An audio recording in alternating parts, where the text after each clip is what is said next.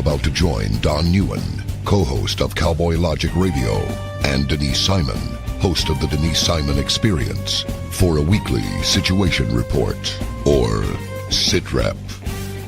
18 hours a day, Denise Simon lives her life as an Intel Analyst. 18 hours a day, Don Neuen lives his life in the world of rock and roll.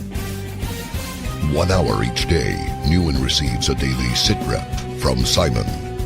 Welcome to the Drive Time Situation Report.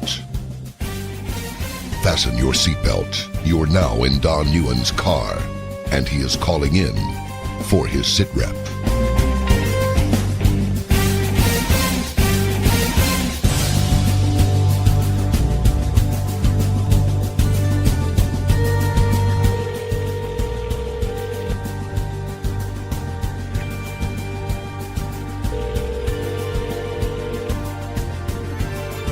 Smello. What's up, Niecy? Hello, Mr. Don. Hey, welcome me back. I've been out of town, Denise. Yes, you have. Welcome me back. Glad you're me back. Well, I got to tell you, I'm like ready for a sit rep because, as you know, Donna and I drove up to the lovely state of Indiana this past weekend to spend some time with my dad.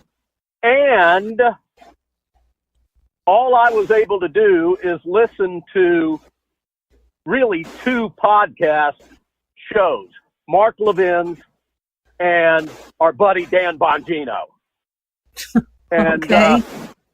So I've gotten a lot of hours of Levin and Bongino, but outside of that, I don't know what's going on.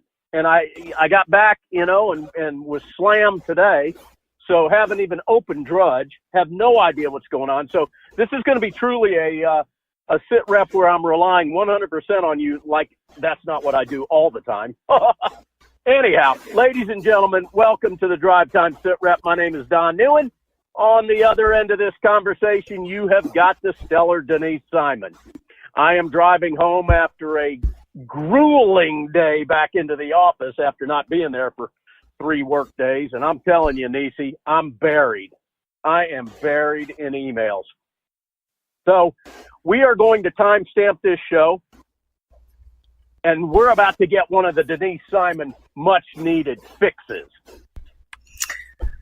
It is 8:50 p.m. Eastern, and just said goodbye to a fairly sizable and beautiful sunset here in Tampa land.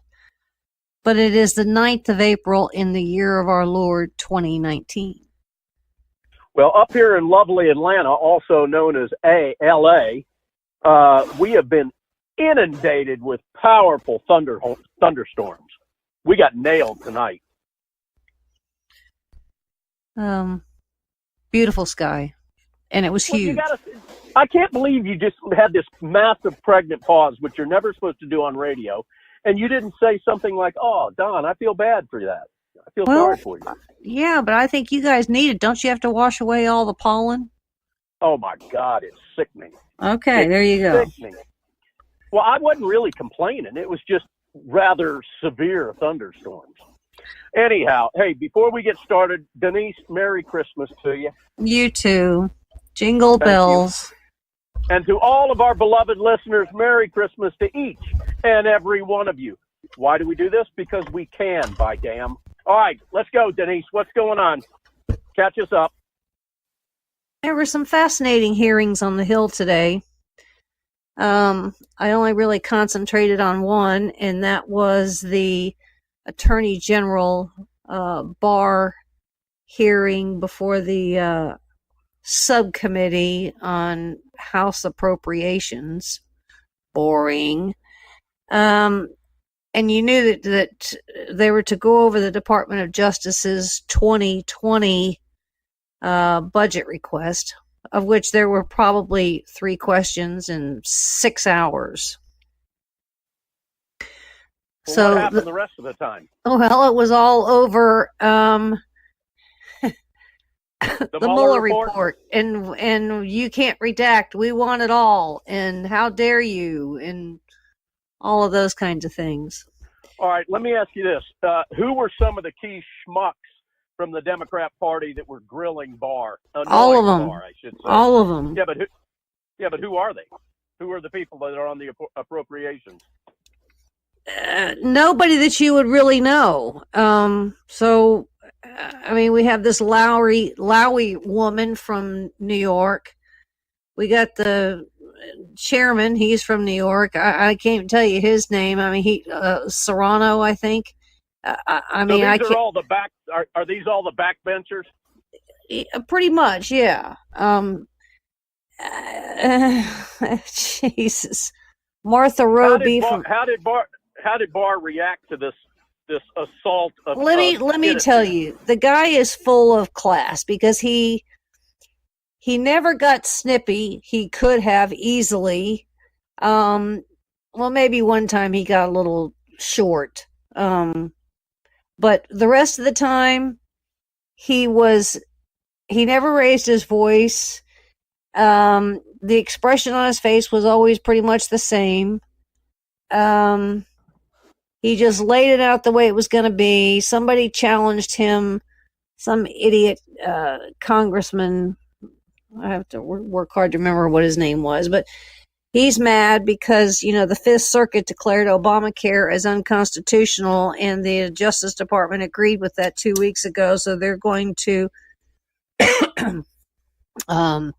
stand with that when they go to, higher courts on this Obamacare ruling. And of course, this Democrat, do you realize that you're going to throw 30 million people off, this and that and pre-existing conditions and da-da-da-da-da-da-da. And he's like, look, we follow the law. We don't do policy. If you guys want something fixed, if you want this, you want that, then, go do it, and I can go back to my office, kind of thing. But this was, they must have asked him 1,600 different ways about, how come he was able to write the March 26th letter so fast, the 4-page letter. We're going to go to court on the 6E grand jury information. What's going to be redacted. And Barr said, look, you're going to get stuff that's going to be redacted. That's just the way it is, period. But we're going to put it all into 4 categories, and we'll color code the categories for you so you'll understand what they are. One color may be, for 6E. Another one would be for pending prosecutions, if there are any. Another one would be for sources and methods that you don't get to know about. And the last one may be current investigations going on for counterintelligence. So you don't get to know that stuff. If you want to know that stuff, you guys go to court, because otherwise it ain't going to happen. But there was they wouldn't take no for an answer, would they? No, they're just not going to. Charlie Crist, he was there. He got put in his place a couple of times. There was one particular congressman, I've never seen him before. His name is Ed Case, and he's from Hawaii. And I heard this twice today because I was coming home from tennis, so I had it on I was listening to it on my cell phone. And then I had to come home and I had to start all over again to see what I missed and what, so I heard it twice. And the guy, he's going down this same path, and he opens up his questioning by saying, I don't trust my government. You are the government. Well, and I'm kind of paraphrasing here, but he's kind of like, I don't trust my government. So in other words, I don't trust you, AG Barr. Right. And so I'm thinking to myself, look, dude, you're the reason that we send people like you to Washington, D.C. to find ways for us to re-trust our government, because none of us do. But when you got a congressperson, opening up some question and making that statement. It's pathetic. Mark Levin this past, I guess it would have been last week's show, because we kind of stockpiled a few to be able to listen to while we were making all these hours of driving. He came up with a wonderful analogy for the way these libs are on Capitol Hill. He go, and I would assume that Barr was probably feeling like he was doing just this, looking through a peephole into a padded room where you've got mental patients bouncing off the walls. It's just, these people are unrecognizable. They're so skewed with reality. Well, sitting next to him was a deputy something position over there at the Department of Justice, and he was the numbers budget guy. So he got to answer a whopping maybe 3 questions, but so the poor guy had to sit there for 6.5, 7 hours, and maybe got 3 questions. Watching mental patients bounce off the walls, right? Well, it's kind of like, how much do you want to beat this horse? Because you're paying a feed bill and the horse is already dead. Yeah, exactly. I mean, it's pathetic. And so the other interesting thing is we still have the Horowitz Inspector General's report. He never said anything about the Huber investigation, but he did say he was looking into, and I guess it's done in cadence with, perhaps, if not, it's a dual track, on the FISA thing, on how this whole manifestation of collusion / conspiracy got started. He expects, Bill Barr expects that report to come out in late May, early June. And I keep saying, to myself, but, if these Democrats were here, I'd be saying it to their faces, be careful what you wish for. Because if you want full unredacted stuff in this Mueller report, you have no control over what's in there. And, you could piss off Rosenstein and Barr and Mueller and a few of the others over there at the Justice Department enough that they're going to unredact some things in here that you don't want us little people out here in the world to see. Right. We don't know Absolutely what's in the Mueller right. report. We don't know what's in there. So it's kind of like, and I can assure you, if it's not in the Mueller report, there could be some interesting things in the Barr report in late May, early June. So, be careful, Mr. Schiff and all the rest of them, the Nadlers and all the rest of them. I mean, and I would even say to these presidential candidates, be careful, because all of them, I'm listening to some of them out there on the campaign trail, that, the Cory Bookers and the Kamala Harrises and the Elizabeth Warrens, and they're all speaking in platitudes, every single one of them. And with every question or with every issue, the answer is inclusive of Trump. They're always bring it back to Trump. Every single response, every single one. Well, do you agree that the left, these libs, are absolutely obsessed with Donald Trump? I mean, to the point of being just almost unrecognizable. But here's the obsession. Do you agree, though? Well, I'm going to answer it this way. The obsession, I don't think, is what the garden variety definition is obsessed as I see it. These presidential candidates and these Democrats in the House are getting free campaign airtime. Research. Yes. And op research. That's where they're going with this. This is all free money that we taxpayers are really paying for, and the television networks. They're giving them their campaign platform. We're seeing it right here. Well, clearly it's not working very well, because if I'm not mistaken, Trump's up a couple of points in his approval rating. Yeah, he may be, but I don't really watch polls. Well, none of us really do that use our brains. But the thing is, my point is this. These people are so way out in left field.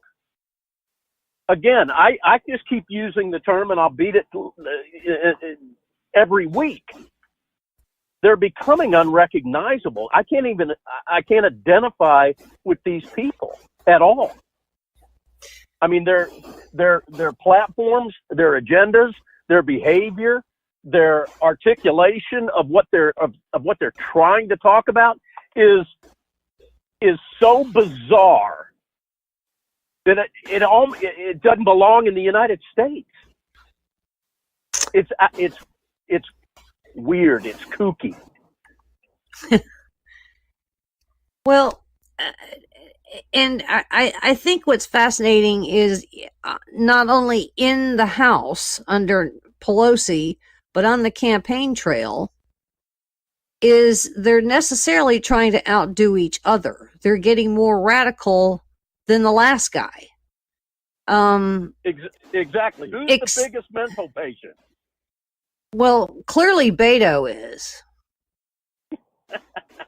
But I will tell you, Bernie Sanders he's almost kind of moderating to me. He hasn't changed his position since the general election. And he seems to be more capitalist. He also says that he's going to release his tax returns. I would argue he'll release the tax returns the same day that the Barr report comes out, or the Mueller/Barr report comes out.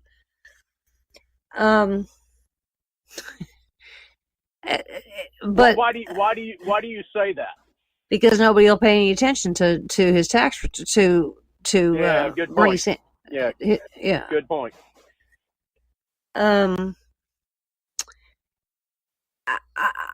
I would say that our job here at this point is to work diligently to help the Democrats crash themselves. And maybe we start with the Nadlers. I don't even care about Ocasio-Cortez. I mean, she's doing fine all by herself. And I don't even really care about Beto because he's crashing and burning. He may have a lot of money. In fact, I just told my husband a little while ago, I think he spent his war chest to run for U.S. Senate against Cruz, I think was 70, 80 million. Well, that money, that was one of the most expensive Senate races that really on history, but it wasn't a pro-Beto money. It was anti-Cruz money. Right. Because where Beto is today, the Democrats would be idiots to put money on him now. Who do you think's going up against Trump in 2020? If you were to take an educated guess, who would it be? Sanders or Harris, Kamala Harris. And do you believe that Trump would destroy either one of them? If he has the right people, and if he sticks to a piece of paper that is, a 3x5 card and doesn't deviate, then yes. But I believe, and I think I said this the last SITREP, I believe that really Kamala Harris she's the dark horse in this race. Because she's got, as long as she's got Mark Elias as the lawyer and essentially her campaign chair working for her, that is a very dangerous combination. I mean, that's explosive right there. Because why? Well, all right. Mark Elias was one of the lawyers of record for the DNC. He was the lawyer of record for the DCCC. He was the lawyer of record at Perkins Coie that hired Fusion GPS. So he's the operative. And let's not forget that Obama for America, or whatever his little campaign thing was, they had also hired Perkins Coie. So Perkins Coie is the network. The Perkins Coie is the war room, the legal war room. So the phone calls and the emails and the chatter and all of that began and still continues to fester at Perkins Coie, which is where Mark Elias is. I mean, that's him, that law firm. Yeah, but could they not be brought down? No, why could they? Well, I think that we're going to learn some very interesting things about Glenn Simpson, the DNC, the Ukraine, going all the way back to 2008. I think there's a lot that's going to be uncovered with regard to these operatives in the DNC that is not going to be very pretty for the DNC. I can only hope that you're right. And in this case, you should be right. But how many times, Don, have we little guys out here know that the goods are sitting someplace and we are disappointed because they're not being used? They don't agree. Convert to an arrow in the quiver. I agree. But the thing is, and I have to hat tip Bongino on this, and now everybody's starting to talk about it. But this whole thing with the dossier, this thing is not new news. This was going on in 2008. Oh, absolutely it was. Against John McCain. And Bush shot it down. And then it was brought up again with Trump. But he didn't have the advantage of having a Republican administration in there. I got a feeling that Glenn Simpson, Nellie Orr, Bruce Orr, and all these players from the Obama administration, and that's going to tie back to Perkins Coie. Well, there's more than one dossier, and there's been more than one dossier for quite some time. And I would argue we're going to end up back in the realm of Tyler Drumheller, Cody Scherer, Sidney Blumenthal, Yep. Lanny Davis. Yep. I wrote an article last week about it ended up really being about Sandy Berger and how he went over to the National Archives and stole a bunch of documents out of there and stuck it in his socks and left. He did that 4 times. And the reason I wrote that article was a reminder to people, because that was a Clinton operation. Bill Clinton told him to go over there because he was getting ready to send Sandy Berger to testify before the 9/11 Commission. And those documents that Sandy Berger stole were never provided to the 9/11 Commission, ever. And the 9/11 Commission never knew that they, one, existed, and never knew that that they were missing something, ever. So now you and Sandy Berger's lawyer was Lanny Brewer of Fast and Furious fame, and Lanny Davis was the point person to go out to the media and do all the damage control. So look where Lanny Davis is now. He's who? Michael Cohen's lawyer. And such a snake. He's got Clinton tattooed on his ass. Ladies and gentlemen, you're listening to the Drive Time SITREP. We're going to have to go to a break. My name is Don Neuen. I'm coming to you from my personal vehicle, cascading out I-20 West, headed home. On the other end of this confab is Denise Simon, hunkered in her bunker down in Central Florida. We're going to take a quick break, and when we get back, we're going to pick up wherever Denise Simon wants to, because she's the big kahuna in this. You're listening to the Drive Time SITREP.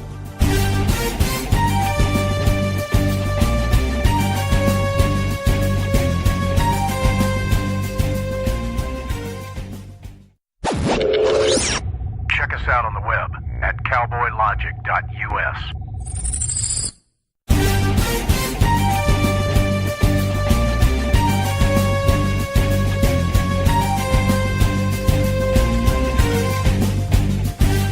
Welcome back to the Drive Time SITREP, ladies and gentlemen. My name is Don Neuen. You've got on the other end of this conversation, the stellar Denise Simon.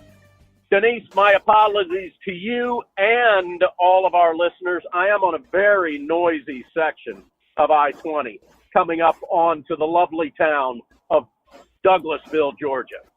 And it's going to be about a quarter of a mile before my pavement quiets down. So I'm welcoming everybody back. Denise, let's pick up wherever you want to go from here. Okay, well, here's where I want to go. We're going to kind of continue a little bit with this hearing today with Barr before the Finance Committee or whatever the heck committee it is in the House, because it was really about the 2020 budget for the Department of Justice. And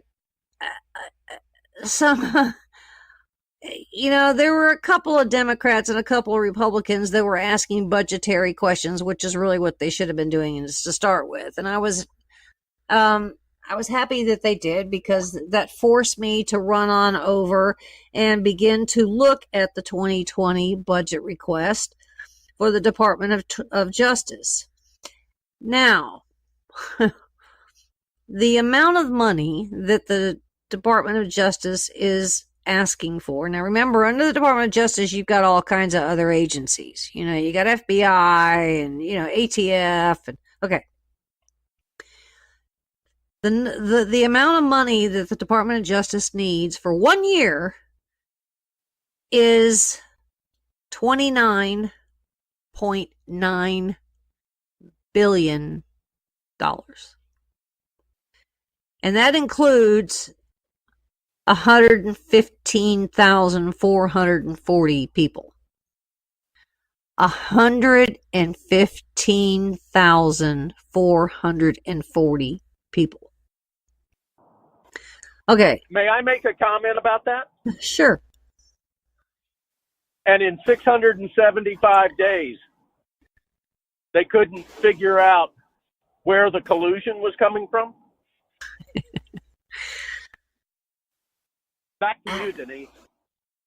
And so, where does the Department of Justice... Now, let's kind of put this in context. If the Department of Justice, in all of these programs over the last 20 years, for the sake of argument, was ever doing the good stuff, and they were ever solving problems or fixing problems, I would argue the Department of Justice budget ought to be half today than it was, 10 years ago, right? It's kind of like the Department of Education.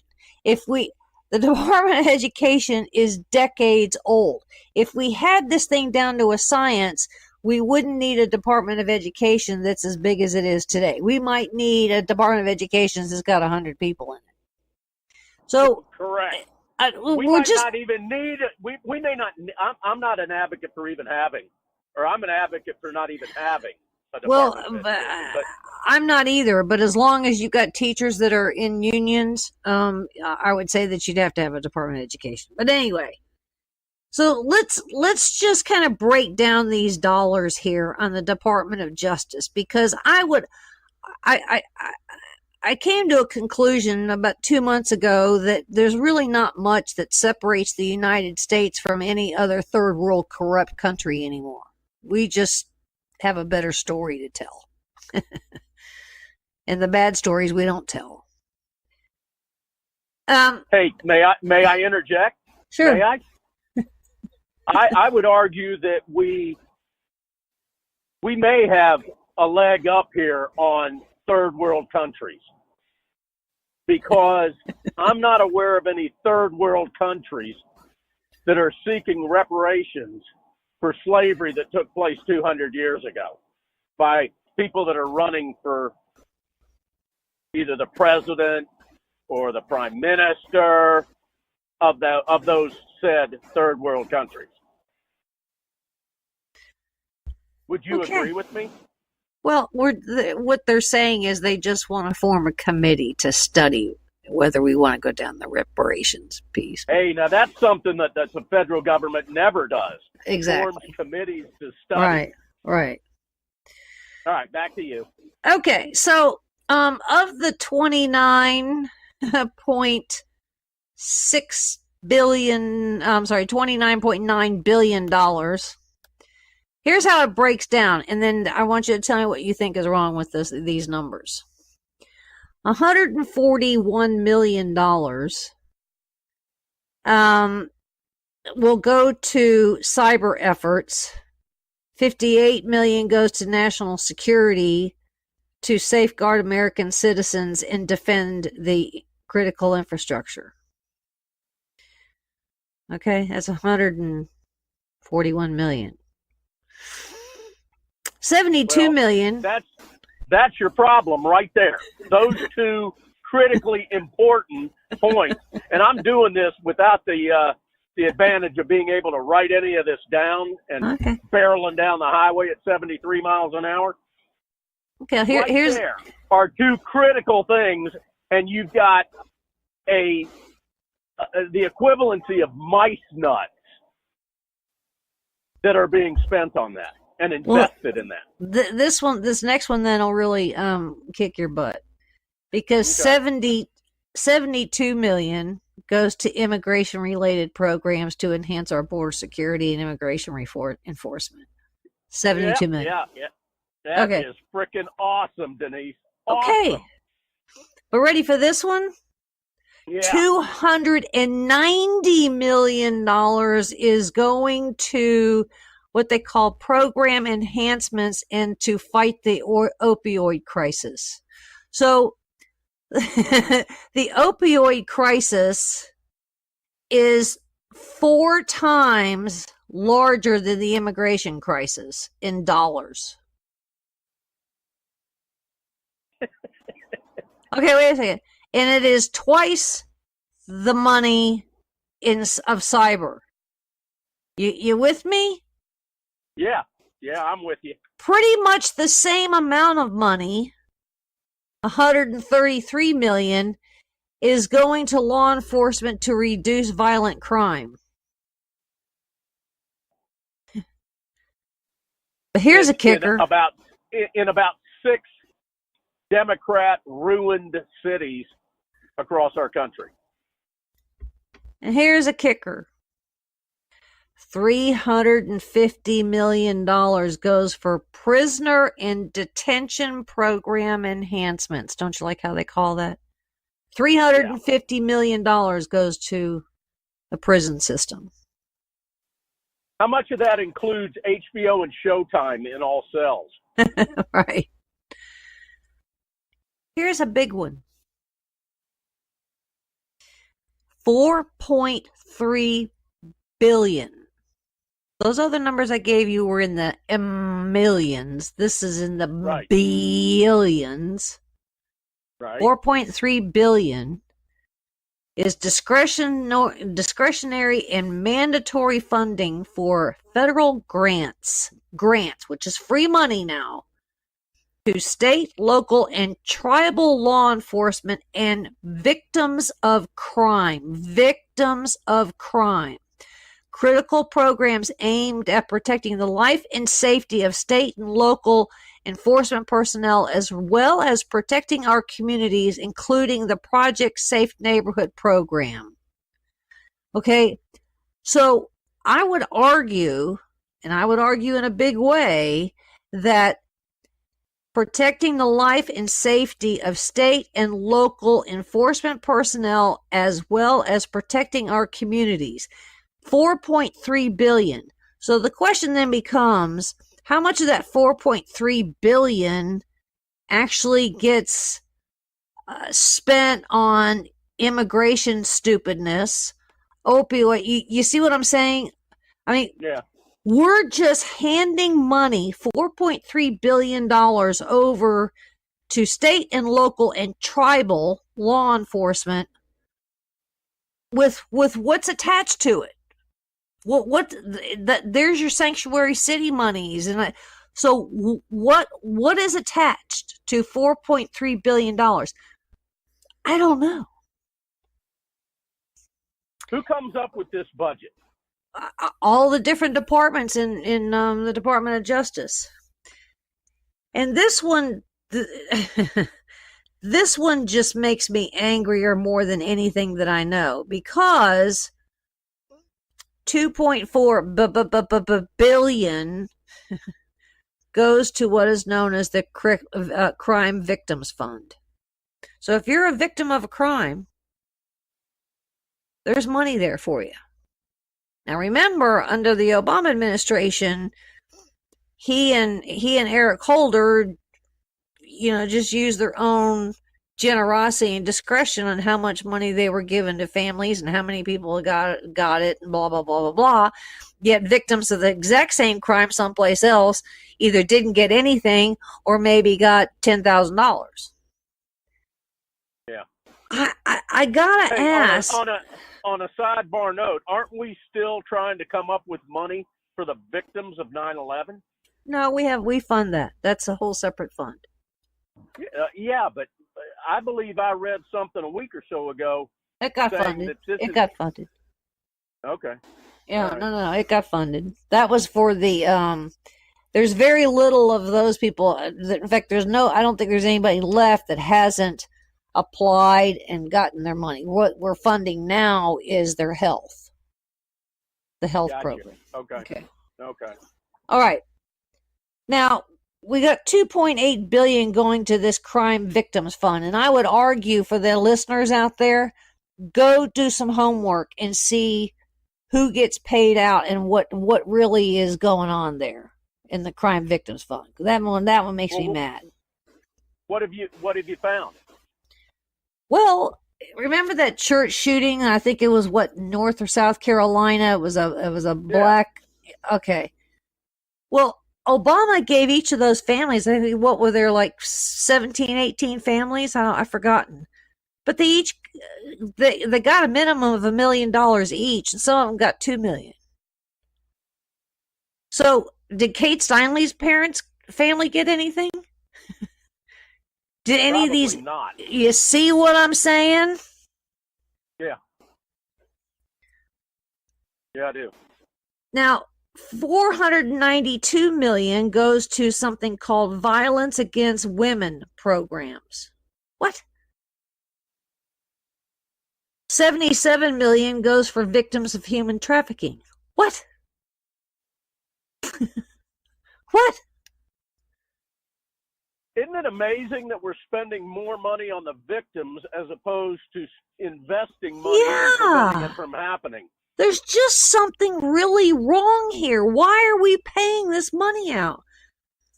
Give them a year's worth of living expenses and pay the funeral and then stop. Be done with it all.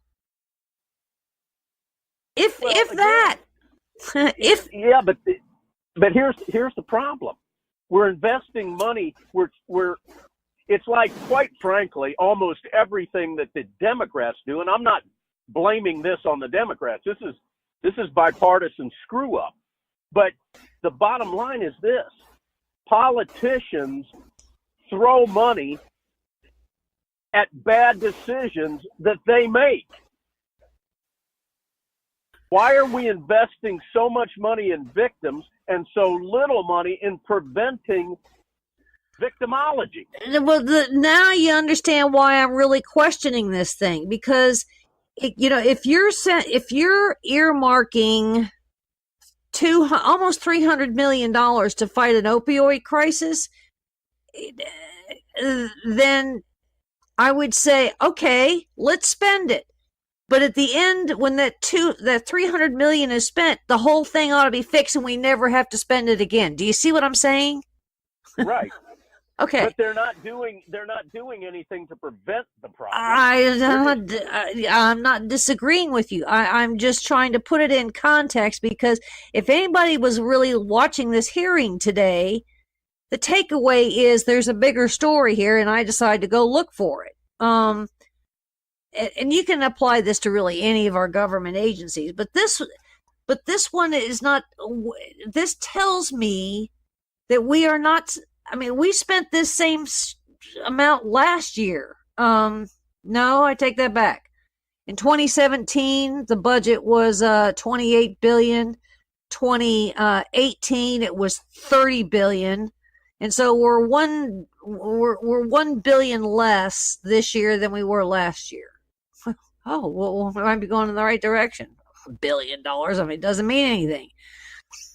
But I guess the question is, if the Department of Justice and each of the prosecutors, the big one, of course, is the Southern District of New York, if they're all doing the right thing, the Department of Justice ought to be getting smaller and smaller and smaller every year. If we're doing the right thing in the Department of Education, it ought to be getting smaller. I mean, just by procedure, it ought to be getting smaller and smaller. But it's not. The good news is we're not building any more prisons. There isn't any. Hey, listen. Part of the problem, and there's a lot of problems, obviously, but part of the problem is that in the world of government, if you're given a budget, you have no incentive whatsoever to lower that budget.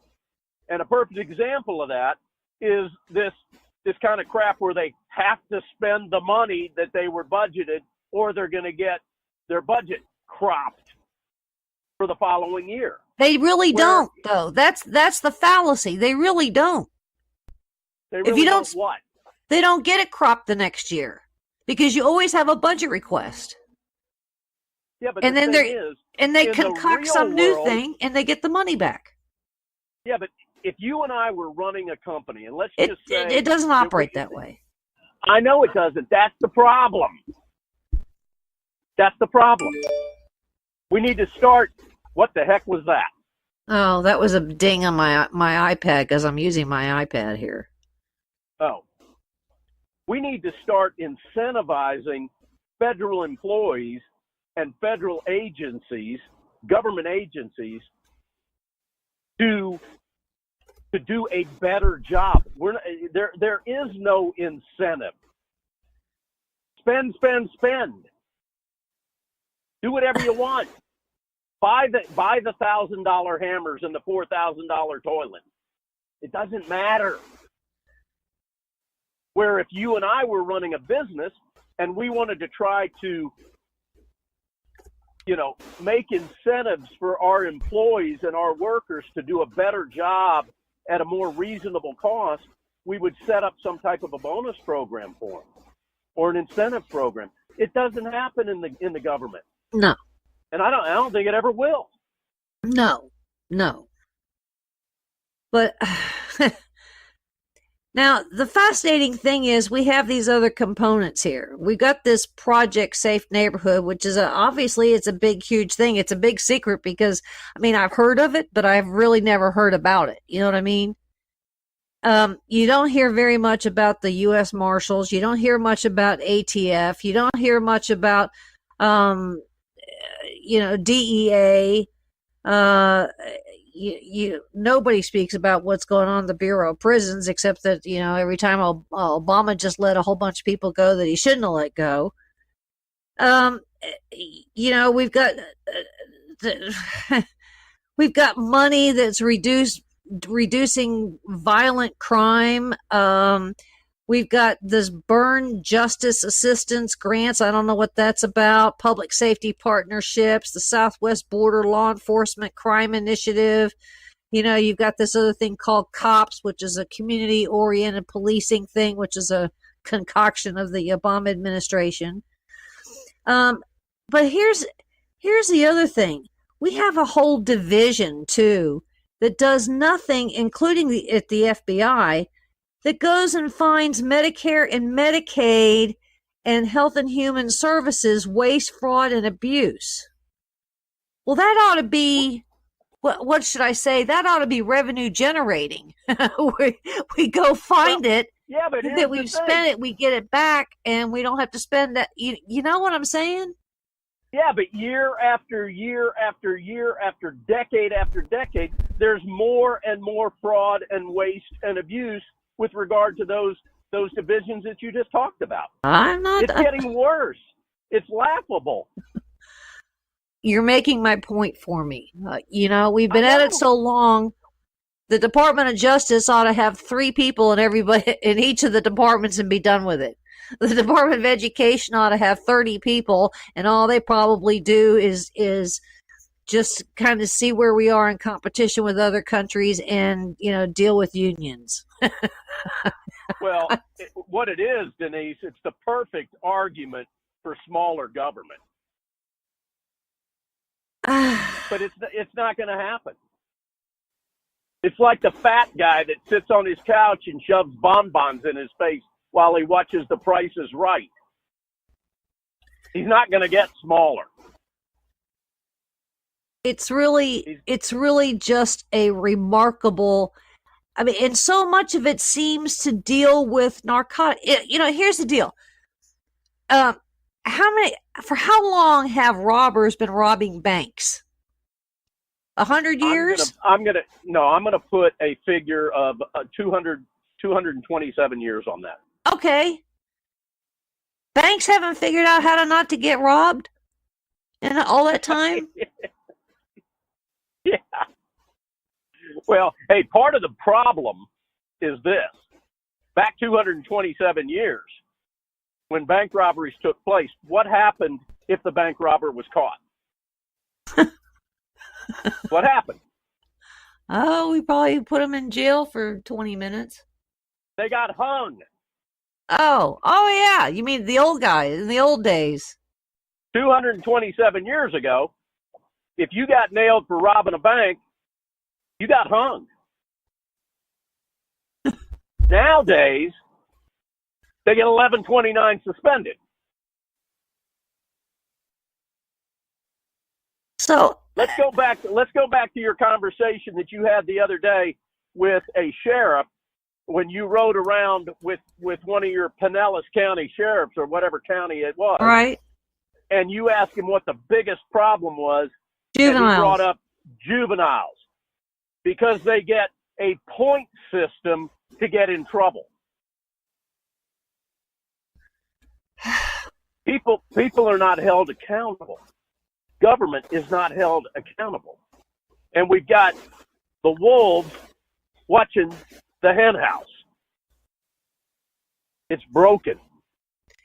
It's and it's kind of like the bank robbery thing. In all of these years, how can we still have a guy that walks into a bank and holds the bank up? It's the concept isn't real to me. And the reason I know it goes on is because I get emails every single day from the FBI that this person, is, got sentenced to armed robbery of a bank, or we need some help in identifying this bank robber, blah, blah, blah. I'm thinking to myself, why haven't we fixed that? Yeah. You would think with technology, not to mention the billions and billions and billions that are being spent on this over the decades and the decades and the decades, that we'd figure out a way to do something better than Alias Smith and Jones from the 1870s. Remember that show? I do. That's what, I'm going to take a little side note here. That's what Donna and I are watching right now. We're binge watching Alias Smith and Jones. Okay, good to know. Yeah. And we're about to get to the episode that will be Pete Dool's final episode. Do you know what he did? No. He shot himself in the head on New Year's Eve. Okay. And then they had to replace him. Oh, yeah, I think I remember that. Yeah. Weak, selfish individual. All right. We got 3 minutes left. What do you want to talk about? Well, when people get addicted to narcotics, why is it we, the taxpayers' problem? Same reason that people want it to be your problem and my problem when neither one of us had anybody in our family tree that had slaves pay reparations. $330 million for a comprehensive addiction recovery act coming out of the Department of Justice. Yep. Why are we paying that? I would just say, this whole diatribe of mine tonight is ladies and gentlemen, there's a bigger story here that's going on. And I think that, if you really kind of comprehend this discussion that Don and I have had here, then it would say you need to view your world, your environment, perhaps a little bit differently, because likely whatever you're seeing, there's a crime going on, and we're not fixing this criminal world that we live in. Nope. To the point where it's costing us $29 billion in just one agency. Correct. All right, listen, we got 2 minutes left, Denise. Do me a favor. Pull up this website, stagvets.org. Stagvets.org. I got to make sure I got the right website. I'm going by memory. But I want to tell you people very quickly about a man that I met last night. Monday night, that is. His name is Don Jackson. This is a Ranger, a U.S. Army Ranger veteran. Stagvetsinc.org. Okay. You got, are you looking at farmland on the website? Yes. Healing mind and body, spirit. Yes. This U.S. Army Ranger vet did 6 combat tours. And when he came back into civilian life, he tried to figure out a way, and he's created a way to help veterans acclimate and get back into the civilian world. Sorry about that. I had a guy run a traffic light while I'm driving through the intersection. This guy is so cool, and his story is so great that, ladies and gentlemen, I encourage you to go to that website. Denise, give it out again. And on social media, Facebook especially, go find John, Jon Jackson, and send him a friend request. He's awesome. What's going on in the background? Are you sneezing? Me? Yeah. No. There's a bunch of noise in the background. That's all right. We only got 10 seconds left. Ladies and gentlemen, Stagvetsinc.org. Say it again, Denise. Stagvetsinc.org. Go check it out, ladies and gentlemen. You're listening to the Drive Time SITREP. We'll see you next week. Denise, take us home. Thanks for listening. God bless America.